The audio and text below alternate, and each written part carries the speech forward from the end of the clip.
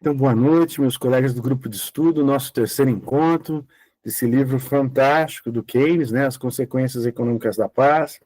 Nós já tivemos, então, o primeiro capítulo apresentado, da Giovana. Tivemos também o Davi, que apresentou na semana passada o capítulo 3, a Conferência da Paz. Hoje, então, teremos as seguintes apresentações, apenas duas, né? O capítulo 2 é a Europa antes da guerra, apresentado pelo Elô, e o capítulo 4, o tratado, que vai ser apresentado pela Malu. Na semana que vem, então, teremos 3 capítulos e finalizaremos o livro. Né? Capítulo 5, as reparações com o Tiago. Capítulo 6, Europa, depois do tratado com o Davi. E capítulo 7, soluções com a Giovana. Né? E aí concluiremos esse livro, As Consequências Econômicas da Paz. Eu já tenho que fazer um informe. Vocês sabem que esse ano eu tenho a minha tese de professor titular, né? E eu tenho que dedicar agora no mês de setembro a essa tese, né? Então, vamos dar uma interrupção no nosso grupo de estudos depois desse finalizar esse livro. Espero terminar agora em setembro. Quero escrever umas 100 páginas nesse mês. E aí, se tudo acontecer bem, a gente retoma o grupo de estudos, porque eu tenho até mais ou menos 16 de outubro para acabar. Bateu um pouco de desespero, mas isso aqui não é esse canal para falar a respeito disso. Eu estou ansioso também para assistir as apresentações de hoje. E Lu, é contigo. Minha voz está acabando. Certo, então. Boa noite, pessoal. Hoje eu vou apresentar o capítulo Europa antes da Guerra, do livro que nós estamos lendo. Então, nesse capítulo, o nome é bem autoexplicativo, né? O Keynes ele vai nos mostrar como é que era a vida econômica e social da Europa antes de 1914. E destacando 4 aspectos fundamentais, que é a população, a organização, a psicologia social e a relação entre o velho e o novo mundo. Então, começando pelo primeiro tópico, que é a população. Ele fala que a Europa, principalmente nas regiões centrais, como a Alemanha e a Áustria-Hungria, ela tinha uma população que estava em constante crescimento.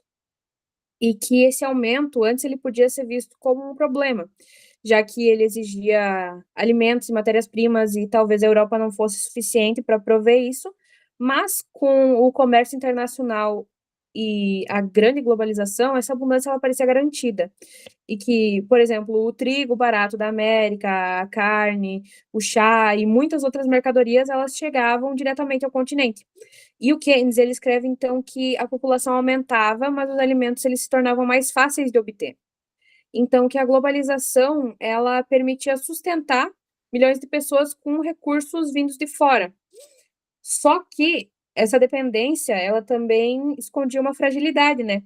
Porque se o comércio ele fosse interrompido, os países que tinham crescido muito, que tinham se tornado densos, eles poderiam enfrentar crises. Então, a economia ela parecia saudável, só que ela estava muito frágil, porque ela estava vulnerável a qualquer choque externo. E então a gente entra na organização, que é o segundo ponto que ele apresenta. E a Europa, ela funcionava então como uma rede interligada. As ferrovias, os telégrafos, que ele fala, os bancos, o comércio, era uma grande engrenagem, né? A engrenagem europeia. E que nesse sistema, cada país ele tinha a sua função meio designada, a sua parte principal, um papel específico. E, por exemplo, a Alemanha, ela era industrializada, ela tinha se industrializado muito rápido ali no final do século XIX, né? O Reino Unido era todo o motor financeiro da Europa. E, enfim, cada país tendo as suas motivações, as suas forças. Mas essa organização, ela também tornava o sistema frágil, né? Porque tem uma comparação ali entre a Alemanha e um peão que só se mantém em pé girando em alta velocidade. Que se o movimento parar, ele cai. Então, isso significava que a economia europeia ela só ia funcionar se as partes continuassem ativas e progredindo cada vez mais. Então, uma falha, em qualquer momento, uma crise, um surto econômico, um problema, uma pandemia, imagina naquela época, poderia colapsar tudo, poderia comprometer todo o equilíbrio econômico da Europa. E o terceiro aspecto que ele coloca é a psicologia social, e daí o Keynes ele vai além da economia e ele fala das mentalidades que sustentavam o sistema, então. Ele fala que as classes trabalhadoras, elas aceitavam a ordem porque tinha emprego e tinha salário. E que as elites, elas confiavam nos lucros e a classe média vivia com um conforto inédito. A burguesia estava no seu ápice, assim, um momento muito bom. E ele descreve, então, tem uma frase engraçadinha que é que o habitante de Londres, né, podia, bebendo chá de manhã, encomendar pelo telefone produtos de todo mundo e esperar que tudo lhe fosse entregue em casa, né? E que essa frase, assim, eu acho que ela demonstra o grau de globalização daquele momento, que estava em êxtase, estava explodindo ali naquele momento. Mas essa confiança, ela era frágil. E daí é dito que é uma instabilidade psicológica, né? Porque se a paz fosse rompida, se houvesse inflação, desemprego, esse equilíbrio social ele poderia desaparecer tão rápido quanto apareceu, né? E que o sistema ele estava sustentado mais por crença no progresso do que por bases sólidas, porque como esse progresso aconteceu muito rapidamente, muito espontaneamente, a esperança do povo de melhora crescia cada vez mais e se esperava cada vez mais um progresso maior. Então a gente chega ali no quarto ponto, no qual ele conclui o capítulo, que é a relação entre o velho e o novo mundo, né? Que a prosperidade europeia, ela dependia do intercâmbio que eles tinham com as Américas, com a Ásia e com a África. E que o velho mundo, ele exportava as tecnologias, exportava produtos industriais, navios, tecidos, máquinas, capitais, e que o novo mundo, no entanto, fornecia alimentos e matérias-primas baratas, que esse supostamente era o arranjo perfeito, que a Europa era o centro produtor e o resto do mundo oferecia os recursos necessários. Mas, de novo, muitos riscos, isso é muito perigoso, porque, tipo assim, sem esse fluxo contínuo, a Europa ela não ia conseguir se sustentar, porque a população cresceu muito com isso. Só que a Europa, a partir desse momento, ela realmente não ia conseguir segurar o tranco, porque ela dependia de todas essas matérias-primas, desses materiais necessários para produzir as suas tecnologias, eles dependiam do resto do mundo. Então é muito frágil, porque eles parecem ser incríveis. Isso acontece até os dias de hoje, na realidade, né? Como eles exportam a maior parte das tecnologias, etc. e tal, a gente esquece que eles importam para fazer essas tecnologias as matérias-primas dos países de terceiro mundo, dos países supostamente menos industrializados, menos civilizados, né? E então, novamente, mostra essa dependência e que sem esse fluxo, a Europa não conseguiria sustentar e que uma guerra que interrompesse o comércio, como aconteceu, né? Poderia paralisar toda a engrenagem econômica. E justamente foi o que aconteceu ali com a Primeira Guerra e com, enfim, o século XX, que para a Europa foi uma maravilha, né? E em resumo ali, fazendo uma síntese, o Keynes ele fala para nós que a Europa ela parecia estar vivendo uma época ótima, uma época boa, uma época próspera, mas que ela estava apoiada em bases frágeis realmente, que era uma população crescente, só que era sustentada por importações, uma organização econômica altamente interligada, então muito codependente, uma psicologia baseada na confiança e no otimismo, que é, assim, confiança e otimismo não servem, não são tratados, não são provas, é uma crença, bem como ele disse anteriormente. E uma dependência vital do comércio com o novo mundo. E daí depois, agora nos próximos capítulos, né, a gente vai ver como isso tudo caiu por água abaixo junto com a Primeira Guerra Mundial. E acho que da minha parte era isso. Muito obrigada pela atenção. É isso. Obrigada. Maravilha, Lu. Acho que você fez a apresentação bem interessante, bem formidável do capítulo. Não é um capítulo tão longo também, né? Mas acho que você compreendeu bem a discussão do tema. Eu não sei se vocês concordam. Faltou, talvez, no livro ele ter feito uma análise da guerra, né? Seria interessante, né? Seria interessante. Porque, veja bem, por que essa minha provocação? Provocando Keynes ainda, né? porque ele fala sobre a Europa antes da guerra. Quando ele vai para o capítulo 3, ele vai falar sobre a Conferência de Paz. E aí ele não discute a questão da guerra, ele discute já o Tratado de Paz, que, né, a Malu vai falar agora, que ele é injusto, ele é punitivo, ele é vago, ele é extremamente, como que eu posso dizer, vingativo, retaliatório, mas seria muito formidável, né, se nessa obra tivesse um capítulo que ele fizesse uma análise relativa à guerra. Não era o objetivo dele, né? Ele está preocupado com a questão econômica, ele está preocupado com a questão do tratado, era esse o foco dessa obra, mas achei interessante fazer esse questionamento para vocês, que o livro ficaria ainda melhor. Eu, por exemplo, amei o livro, né? Semana que vem a gente encerra, a gente conversa e fala das nossas impressões, mas acho que faltou essa lacuna na minha leitura, na minha visão. Manuel, é contigo. Então, oi, pessoal. Eu vou apresentar o capítulo 4, que o professor já deu um spoiler, que se chama o Tratado. Então, o Keynes ele vai fazer uma análise crítica dos termos econômicos, né, que foram impostos à Alemanha pelo Tratado de Versalhes após o fim da Primeira Guerra. Então, ele vai iniciar destacando como promessas que ele diz idealistas, né, como, por exemplo, os famosos 14 pontos do Wilson, eles foram marcados por compromissos como, abre aspas, não haverá anexações, nem contribuições, nem penalizações, fecha aspas. No caso, foram integralmente abandonadas na Conferência de Paris, resultando em uma paz marcada pela insinceridade e também pela falta de princípio. Então, a gente consegue perceber que ele não foi nem um pouco fã desse tratado ao longo do capítulo e do livro, na verdade, né? Depois do capítulo 4, ele não gostou muito disso, mas enfim, ele vai escrever a economia alemã anterior à guerra, como baseada em 3 pilares fundamentais. Então, o primeiro seria o comércio externo robusto, né, incluindo colônias, investimentos no exterior e também frotas mercantes e exportações.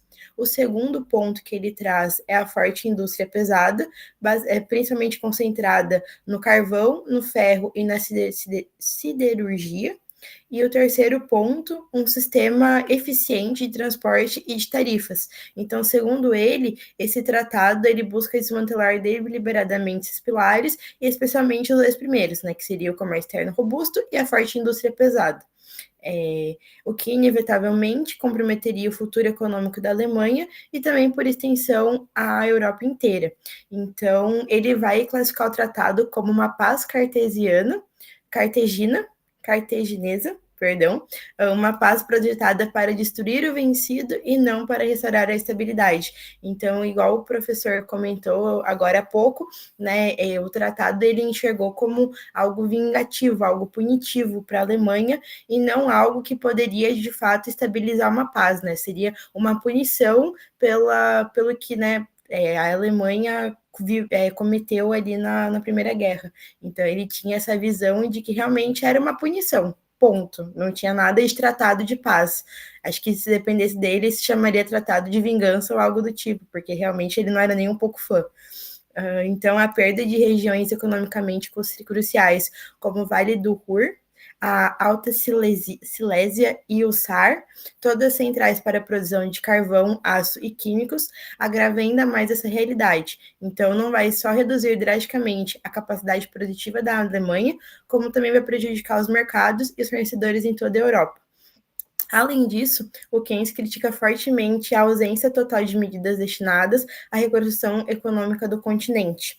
Então, não havia no tratado qualquer dispositivo, qualquer brecha para poder reabilitar economicamente a Alemanha, nem para estabilizar os novos estados do leste europeu ou até mesmo reintegrar a Rússia, e tampouco para promover solidariedade econômica entre as potências aliadas, ou também para apoiar a França e a Itália em suas finanças desordenadas. Em vez disso, o ênfase recai exclusivamente sobre as separações, que foram tratadas como uma questão política ou eleitoral, sem visão do futuro coletivo. O Keynes ele também revela que os líderes mais influentes na conferência, que é o Clemeu, eu não sei se é assim que se pronuncia, o Lloyd George e também o Wilson, que ele é, acho que acredito, um dos mais citados, pelo que eu percebi, e estavam mais preocupados com vingança, ganância eleitoral, ou então com uma imagem de justiça superficial do que com a reconstrução econômica propriamente dita. Ele também vai identificar diversos equívocos e fundamentais da estratégia aliada, como, por exemplo, a suposição de que a Alemanha aguentaria reparações pesadas, mesmo tendo perdido parte significativa de sua base produtiva, ignora os princípios econômicos e, além disso, o impacto de enfraquecer a economia alemã repercute negativamente por toda a Europa interconectada, até porque, pelo que a Elo, né, comentou do capítulo anterior, era realmente essa questão. Então, lá na Inglaterra, o pessoal estava tomando um chá e ligava, e do outro lado, quero tal coisa. E com essas sanções que foram aplicadas para a Alemanha, isso parou de ser tão possível, porque afetou não só dentro da Alemanha, mas também afetou o mercado fora. Então, na verdade, era para ser, pela visão do Keynes, uma punição para a Alemanha e acabou punindo a Europa inteira.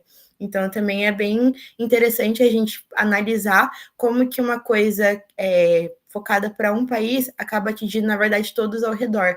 E, de repente, até mesmo quem está em outro continente. Então, acho que isso é uma coisa também bem interessante que a gente pode conectar com a aula do professor Lázaro de sanções políticas econômicas.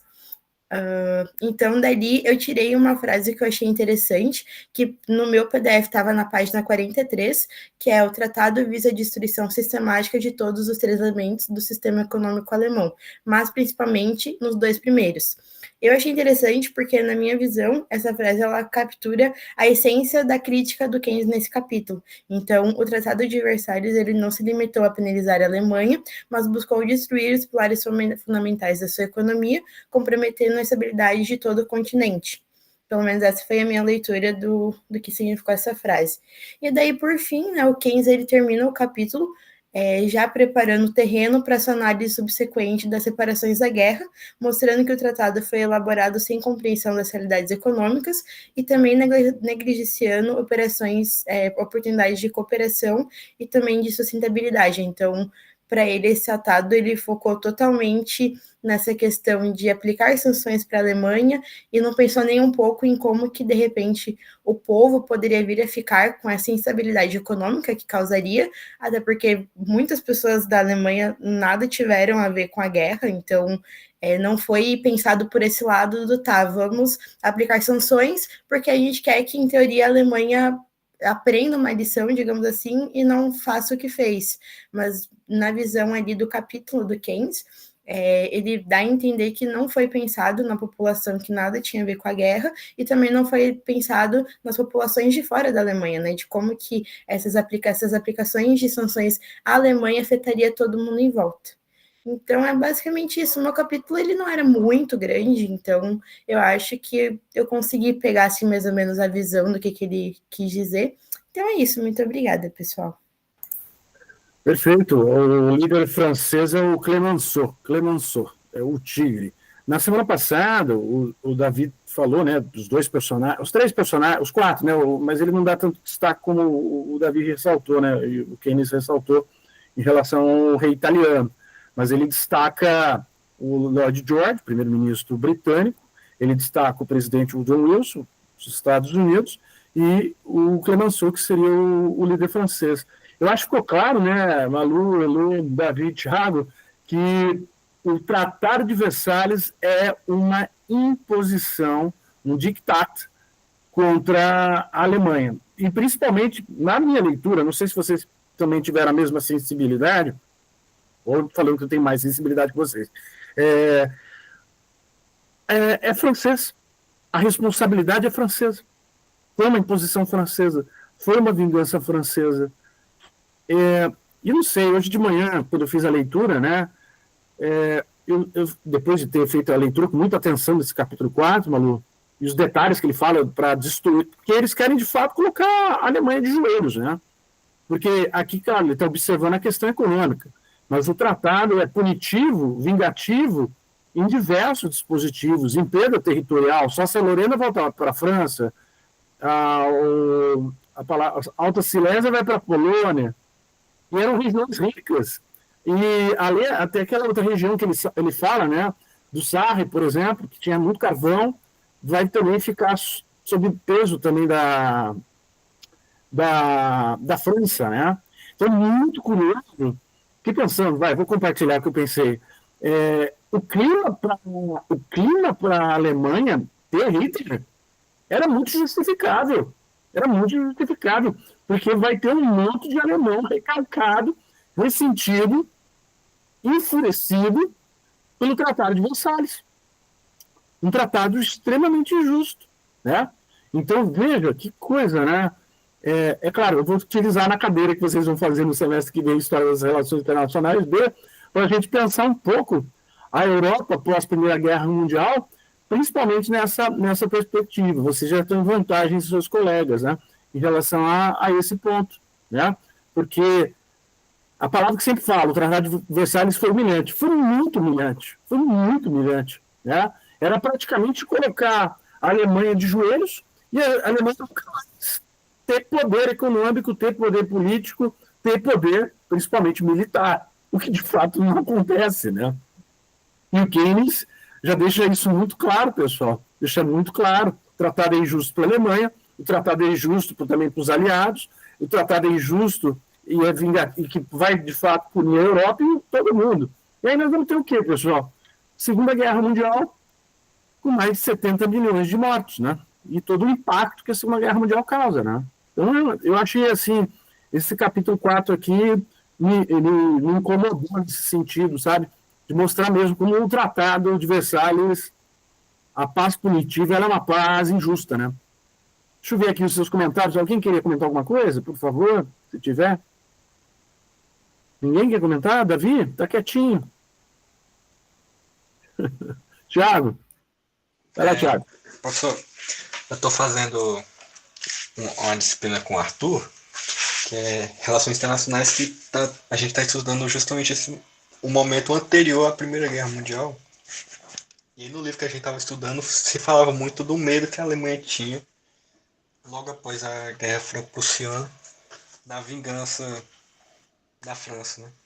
Que o Bismarck tenta não deixar a França fechar tratado com outros países, tal, tenta fechá-la, excluí-la do jogo político e tudo. Muito bom, é interessante, né? Que vai ser um pouco da preocupação da cadeira que vocês fazem, né? De mostrar que a França, com o Richelieu, e vai ser bem sucedido na Guerra dos 30 anos, vai impedir a emergência de um Estado forte nas fronteiras francesas. Ou seja, vai impedir o surgimento da Alemanha. A Alemanha só vai surgir no século XIX. E é justamente no século XIX que ela vai se tornar a maior rival da França. Eles vão ter a Guerra Franco-Prussiana e depois os dois confrontos na Primeira e na Segunda Guerra Mundial. E é muito curioso, pessoal, eu sempre gosto de falar a respeito disso, vou ressaltar isso de novo, que quando cai o Muro de Berlim e começa a pulular a ideia de uma Alemanha reunificada, a França e os britânicos são totalmente contra. Eles ainda carregam a experiência histórica de uma Alemanha forte, de uma Alemanha reunificada. Eles têm um sentimento assim, nossa, normalmente a Alemanha vai ficar reunificada, mas a Alemanha que nós estamos falando reunificada, 1991, não é a Alemanha que foi tanto da Primeira e Segunda Guerra Mundial. É claro, é muito curioso agora, desculpa, né, falar sobre a Alemanha hoje, 2025, e principalmente com a Angela Merkel, gastos ínfimos do ponto de vista militar, gastos muito pequenos do ponto de vista militar, uma preocupação com a economia verde, uma preocupação com a questão do meio ambiente, uma questão com a agenda ambiental. E é interessante, começa o conflito Rússia e Ucrânia, muda, a Merkel sai do poder, vem os shows, e aí começa novamente não que é a mesma postura do século XX, mas a Alemanha volta a começar a se rearmar, a ter 5% de gastos com defesa. E eu compartilho aqui com vocês e com quem vai assistir esse vídeo, talvez ninguém assiste, mas os líderes alemães, eles têm, na minha concepção, na minha perspectiva, eles têm uma ideia de que a Alemanha tem dívida com o mundo. E então essa dívida comum tem que ser paga em qual moeda? Na maneira de tentar evitar que conflitos como aconteceram na Primeira e Segunda Guerra Mundial e outros conflitos bélicos aconteçam. E porque muitas vezes nesse conflito Rússia e Ucrânia, ela tentou mediar, ou tentar enfraquecer, de certa forma, politicamente, a Rússia. E é interessante que essa relação Rússia-Alemã é uma relação muito tensa, muito frágil, né? E novamente ficou muito tensa em relação, principalmente, esse aspecto dessa guerra, né? A Alemanha ficou totalmente contra um acordo de paz, de perda territorial da Ucrânia. Na visão deles, o Putin tomando 20%, 25% da Ucrânia, ele não vai parar por aí, talvez por 2 anos, 3 anos, mas futuramente pode tomar uma iniciativa em relação ao resto do território ucraniano. É a leitura alemã, né? Então é bem interessante, né, a gente pensar como esses global players, ou mesmo esses players, eles têm lembranças históricas, né, pessoal? Hoje a gente teve 6 apresentações que nós ficamos falando sobre as leis máximas, né? Mas aquela lei, que é a primeira, a luta pelo poder e pela ordem, está sempre presente nas RI, né? Esse livro, por exemplo, do Keynes, ele retrata essa luta pelo poder e pela ordem, principalmente aqui enfatizando a questão econômica, né? E vejam, agora essa frase vai ser bonita, que vem agora, esse insight. Essa luta pela ordem, essa construção dessa ordem pós Primeira Guerra Mundial, pelo que a gente está lendo aqui, nesses 4 capítulos que foram apresentados, é uma ordem justa. É uma ordem justa. É uma paz punitiva, é uma paz imposta pelos vencedores, e que praticamente vai ser essa paz punitiva, essa paz imposta pelos vencedores, um dos fatores para a ocorrência da Segunda Guerra Mundial, que o Keynes já testou nessa obra, e que depois, como o próprio Tiago colocou aqui, vai alimentar o sentimento de revanchismo, o sentimento de rancor, de vingança dos alemães para com a França e para com a Europa. Ele vai ser as sementinhas que vão alimentar o partido nazista. E isso é um aspecto que a gente não pode ignorar, né, pessoal? Bacana, vou anotar aqui essa frase, né? Uma ordem injusta, né? Mas de fato, né? É uma ordem injusta que é criada. É uma ordem injusta que é criada. Veja que então essa luta pelo poder e pela ordem, às vezes se cria uma ordem injusta. E aí vão continuar o quê, pessoal? Que não virou uma lei, né? A gente não trabalhou nessa perspectiva, que sempre vai ter esse caráter de potências satisfeitas, potências insatisfeitas.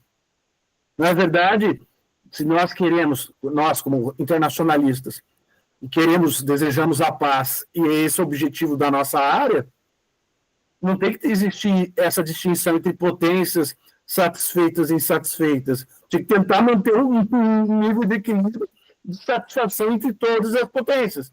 E aí se impede, se limita a questão de constrangimento de guerra, né? Mas, olha lá, já criando uma sexta lei, parece que também sempre temos isso, potências satisfeitas, potências insatisfeitas.